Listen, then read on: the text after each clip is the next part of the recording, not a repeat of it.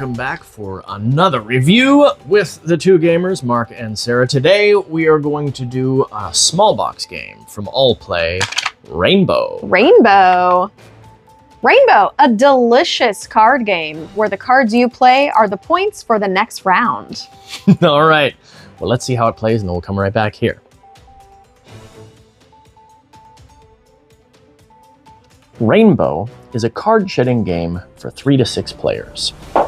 Here I have a game set up for 3.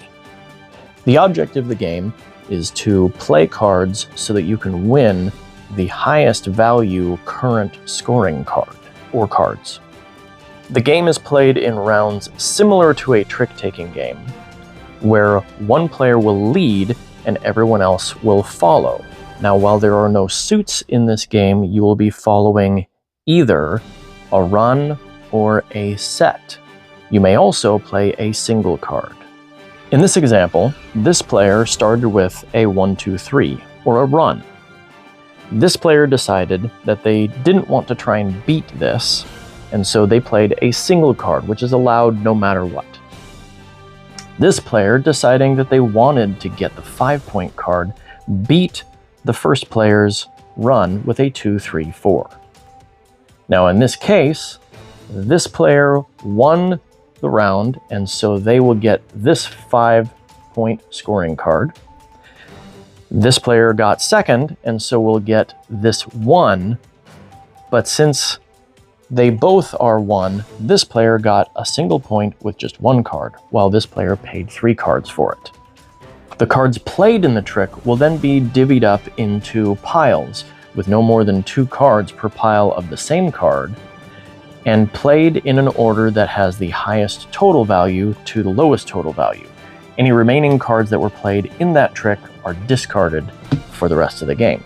So here we have a column with 6, which is the greatest value, and then 4, and then another column with 4. The player who won the previous round will start the next round. In this case, this player started with a set of 3s. Then this player beat that with a set of 4s, and then this player beat both of them with 3 cards. Here's a good time to talk about what makes one set or run better than another. In every case, more cards beats fewer cards.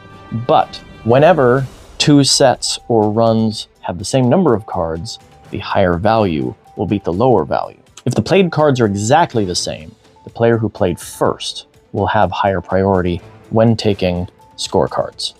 Play continues until a second player has completely run out of cards. Once that happens, then all players will add up the score of all their cards in their scoring piles, and whoever has the most points will win. Rainbow! Now let's go see what we think about it. All right, so components are just a deck of cards. And so that's fairly simple. These are nice cards. They are linen finish. They shuffle really well, and they slide nice. It's not like too slippery or anything. I'm not losing them all. But yeah, nice deck of cards. That's all there really is to say about components. Yeah. But that segues really nice into art. As you saw in the overview, the art, there is literally 6 different cards in this game. 1, 2, 3, 4, and I'm missing a 5. 5, 6. And that right there is the entirety of the art. if you put them all together, it makes a rainbow pattern. Yes, it does. And that's kind of neat. It is kind of neat. So taking the I think they're pretty. Right I think here, the art is fun. Yeah, it's cutesy. You can see putting the 4 and a 5 next to each other, the art blends through. Yeah, the back of the cards have a nice little rainbow coloring on the back. Kind of a neat little pastel. Again, I think the art is fun, cute, and there is a little cartoony, and it's enjoyable. Yes, and there is no theme here to speak of. It is, rainbow, woohoo, but it's a card game. Although, here's the question. Is this a trick-taking game? I am a trick-taking game snob in the sense that people will often call ladder climbing games or card shedding games trick-taking games, and I think there's just lack of a better word. Yeah, Mark has a better word. No, I don't. Those are Are you going to reinvent the wheel? No. Should we restart this? Let me finish my sentence. All right. And those games are unequivocally not trick-taking games. Because, first of all, because you're going around the table more than once, just until somebody can't play anymore, for example. Like we have another card shedding game, Ruins, from Allplay, and that one you keep going until everybody passes, right? Right. Obviously, that is not a trick-taking game. But a lot of people will call card shedding games or ladder climbing games trick-taking games. They are not. This one, though, everybody plays into the trick or the pot or the center or whatever once. And so, is that a trick-taking game, even if you're not all playing just one card, like typical trick-taking games? Because then everybody plays once and you each earn something based on how big of a thing that you played, right? Right. So I think it still classifies as a trick-taking game. There just isn't a better word for it, because it is not quite a card-shedding game, even though you might describe it as that, because the point is not to get rid of your cards. You don't want to get rid of your cards. Right. The faster you get rid of your cards, the faster you're out. And then everybody else... you're not scoring points. Right, exactly. So while that may be a large digression from a review here, because it's just the definition of what we might classify this as, I'd still have kind of a thought on that.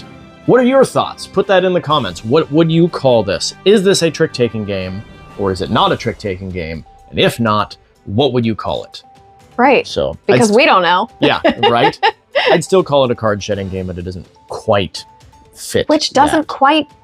Yeah, it's a trick-taking, card-shedding type game. In any case, what do we think about it?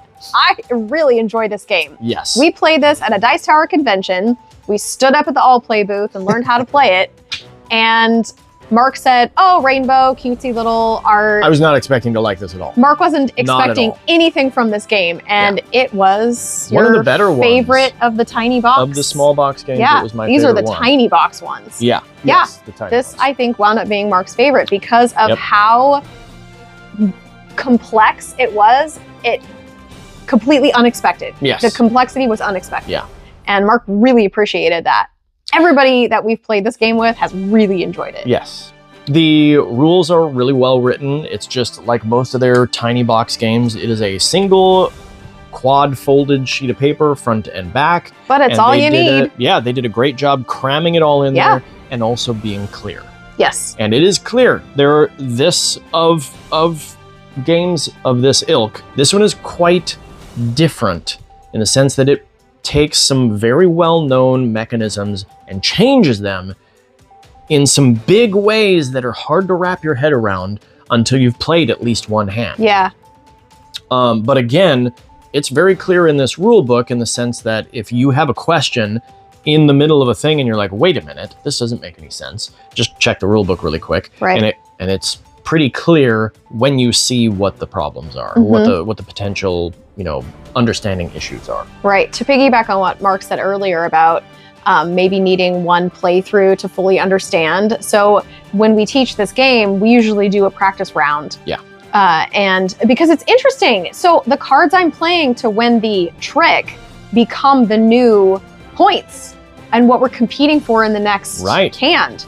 So it's so different in that aspect that it takes people a minute to kind of wrap their head around it. Right. So we'll do a playthrough and then everyone goes, okay, deal it out again. Let's do it again. Right. And what I really like about the tiny box games is they're not too long. Exactly. So you can play multiple hands, multiple plays, and really sink your teeth into it and really get a feel for the game. And this one says 10 minutes on the box. That may even be an overestimate. I mean, it depends on how well people know what they're doing and how quickly you play it. Right. But, I mean, it's definitely a 10-minute game because you're only playing that one hand. That's true, yeah. You deal everything out, and then what you have is what you have. The whole game. And so you can very easily say, okay, you don't understand the game. Let's just play a quick 5 to 10 minute hand. And by the time that hand finishes, or halfway through it anyway, you can teach it yourself. Absolutely. And you're going to be going, well, now I wish I could start this over. Well, I have good news for you. We can. In 2 minutes, we can start again. So yeah, it's very easy to play, very easy to get through a play and then play it again. And really nice little filler game. Yeah, well, little filler game, but at the same time, I think that if you played several hands, it has a lot of interesting choices in it. You could play it even just as one of your main games. I know it's short, and definitely that tiny box game, I feel like these games are kind of designed to be more filler, but there's enough here that you could play several hands and just really feel good about that time that you spent playing And the you game. could even turn it into, even though it doesn't say so in the rule book, but you could turn it into a let's play the first to 200 points, right? Oh, yeah. And then you'd play over and over and over until somebody gets to 200 points. You definitely could do that. So, yeah. Well, there you go. We really enjoyed the game. Really enjoy Rainbow. Yeah. So that is Rainbow by Allplay. Give it a try. I think you'll like it. Absolutely. Thanks for joining us for another review. We'll see you guys next time. Have fun playing games. Bye. Bye-bye.